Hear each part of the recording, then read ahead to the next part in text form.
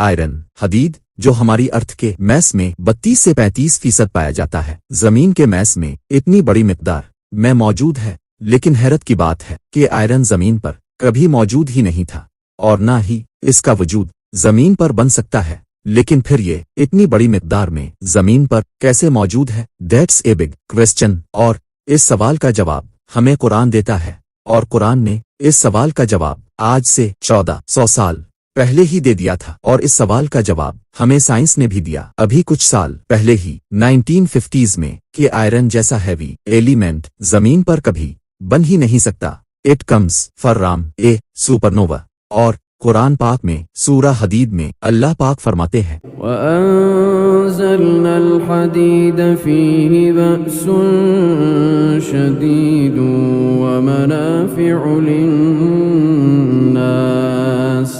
اور ہم نے لوہا اتارا جس میں بہت زبردست طاقت ہے اور انسانوں کے لیے بہت سے فائدے ہیں۔ غور سے دیکھیں الفاظ کو، وَأَنزَلْنَا الْحَدِيدَ، اور ہم نے لوہا اتارا۔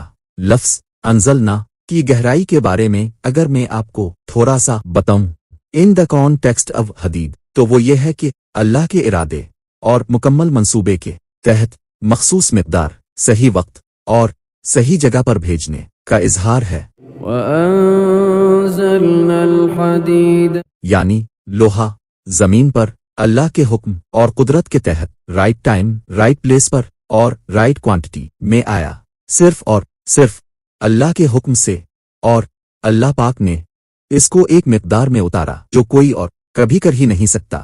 بے شک اللہ بہتر میجرمنٹ پلس ویٹ پلس قدر پلس آل دا سکلز جانتا ہے، کیونکہ وہ قادر ہے، قدیر ہے، اور ہر چیز کی قدر مائکرو اور نینوز میں اور اس سے بھی زیادہ گہرائی میں جانتا ہے۔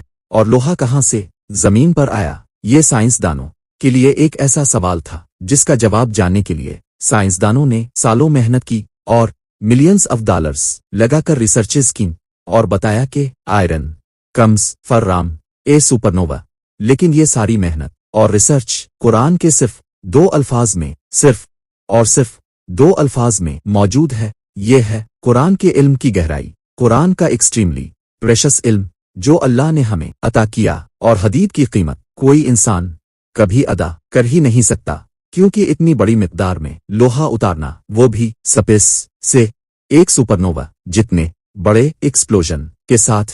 اللہ ہو اکبر، بے شک اللہ سب سے بڑا ہے، قدیر ہے، اور ہر چیز پر قادر ہے۔